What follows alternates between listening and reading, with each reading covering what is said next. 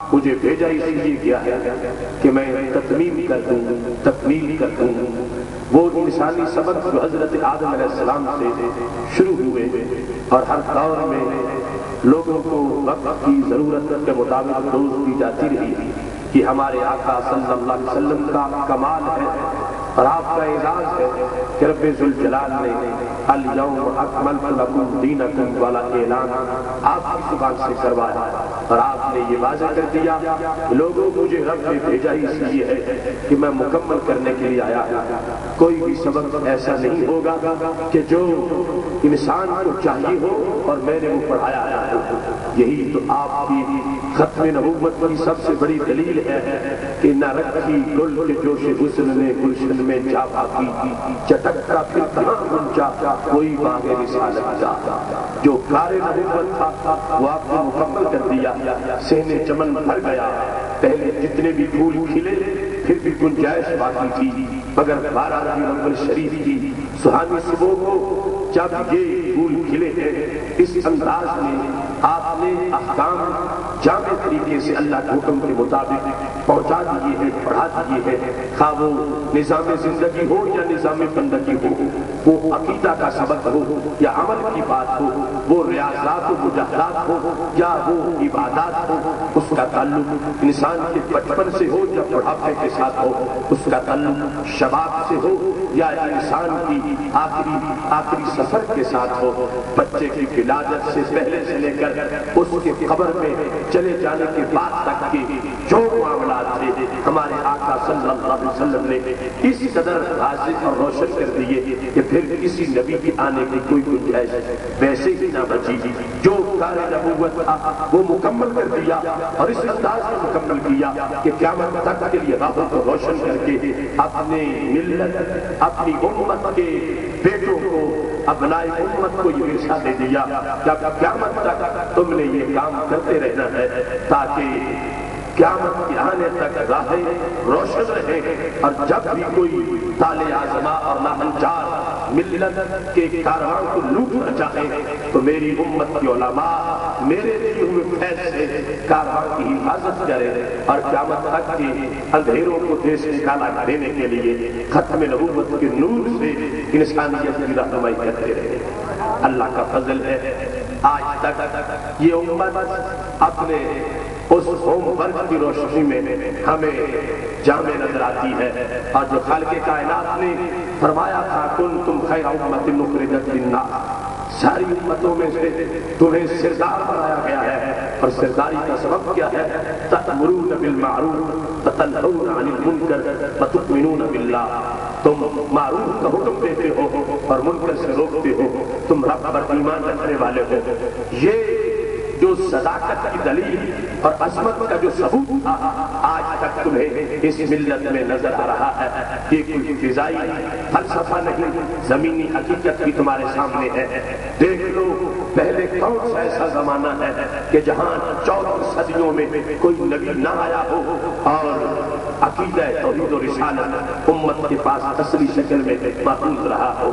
کون سا ایسا زمانہ ہے کہ جہاں اللہ کے نبی تشریف لے گئے ہو اور ان کے بعد نئے نبی نے آ کر جو حالات تھے ان کو سنبھالا نہ دیا ہو۔ اللہ نے جو ختم نبوت کا تاج ہمارے آقا صلی اللہ علیہ وسلم کو پہنایا تو اس سے ضمن اس امت کو بھی آپ کے سچ کی شان عطا کی کہ اللہ نے منتخب کر دیا ایسے لوگوں کو کہ جن کے ہوتے ہوئے نبی آخر الزمان حضرت محمد مصطفیٰ صلی اللہ علیہ وسلم کو بھیجا جائے گا۔ وہ زمین بھی چوٹی کے ہوں گے امین بھی چوٹی کے ہوں گے۔ جیسے فلک نے دیکھا جیسے سوسائٹی میں حضرت صدیق اکبر حضرت فاروق اعظم حضرت عثمان غنی حضرت سیدنا علی حضرت طلحہ الزبیر حضرت سعد و سعید حضرت معاذ بن جبل حضرت زید بن ثابت رضی اللہ تعالیٰ عنہ جیسے لوگ تھے خالق کائنات اللہ جلالہ نے اس سوسائٹی کو یہ انعام بخشا کہ ان کے ہوتے ہوئے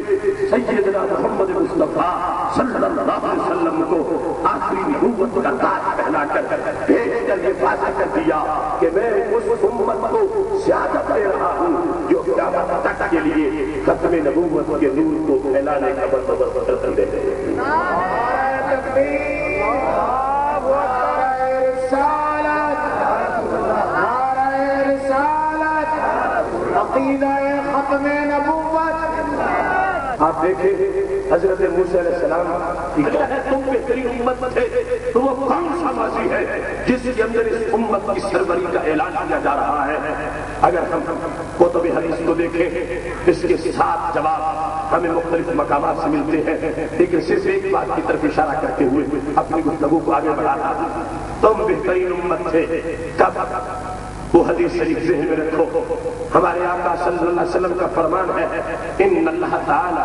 قرأ طہ و یاسین قبل ان یخلق السماوات والارض بألف عام۔ رب ذوالجلال نے قرآن کی اس وقت تلاوت کی جب نہ زمین تھی، نہ زمین کے مکین تھے، نہ آسمان تھا، نہ آسمان کے ستارے تھے، نہ کائنات تھی اور نہ اس کے رنگین نظارے تھے۔ اللہ قرآن پڑھ رہا تھا، فرشتے قرآن سن رہے تھے۔ تصور تو کرو، اس زمین کی تخلیق سے 1000 سال پہلے رب ذوالجلال طہ اور یاسین کی تلاوت فرما رہا تھا۔ کیا منظر تھا اس تلاوت کا، کیا لطف تھا اس انداز میں۔ لما سمعت ملائکۃ القرآن، جب اللہ نے طہ اور یاسین کی تلاوت کی اور فرشتوں نے قرآن کو سنا، جوش جنون کے ہاتھ سے فصل بہار میں گل سے بھی نہ ہو سکی دامن کی احتیاط۔ قالت، بول اٹھے، طوبیٰ لأمہ ينزل هذا علیہا، مبارک ہو اس امت کو جن کے لیے یہ قرآن نازل کیا جائے گا۔ ابھی پہلی امت بھی مال سے وجود میں نہیں آئی، اس وقت بھی اس امت کو مبارکباد دی جا رہی ہے۔ طوبیٰ لأجواد تحمل ھذا، مبارک ہو ان سینوں کو جو اس قرآن سے مدینہ بن جائیں گے۔ وطوبیٰ لألسنۃ تتکلم بھذا، مبارک ہو ان زبانوں کو جن زبانوں سے یہ قرآن پڑھا جائے گا۔ اب اس حدیث کو سامنے رکھو اور تم کا وہ ترجمہ کر لو۔ تم بہترین امت تھے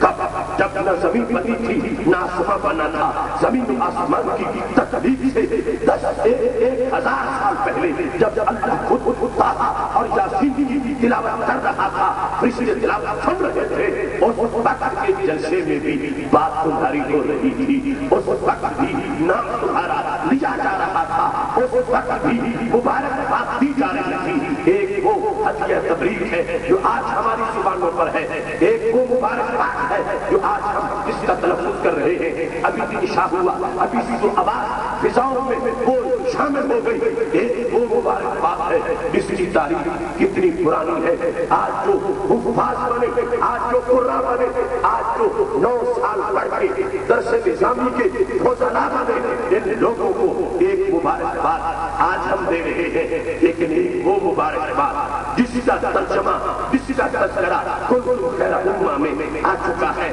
ایک ساری امت کو مبارکباد، اور بالخصوص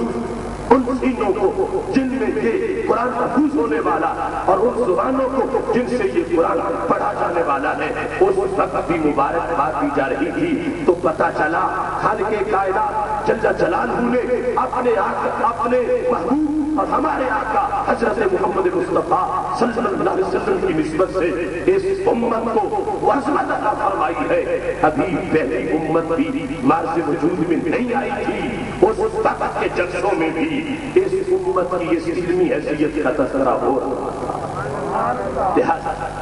آج کنتم خیر امہ کہ اس تاج کے زیر سایہ اس امت نے ہر دور کے اندر یہ ثابت کیا۔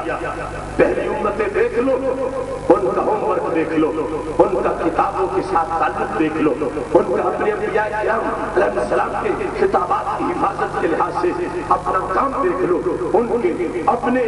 نبی کے مشن کو زندہ رکھنے کے لحاظ سے ان کی حیثیت کو دیکھ لو، اور پھر اس امت کو بھی دیکھو۔ انہوں نے ایک طرف اپنے محبوب علیہ السلام پر اترنے والی کتاب کو محفوظ کیا اور دوسری طرف ان کی ہر کتاب کو محفوظ کیا۔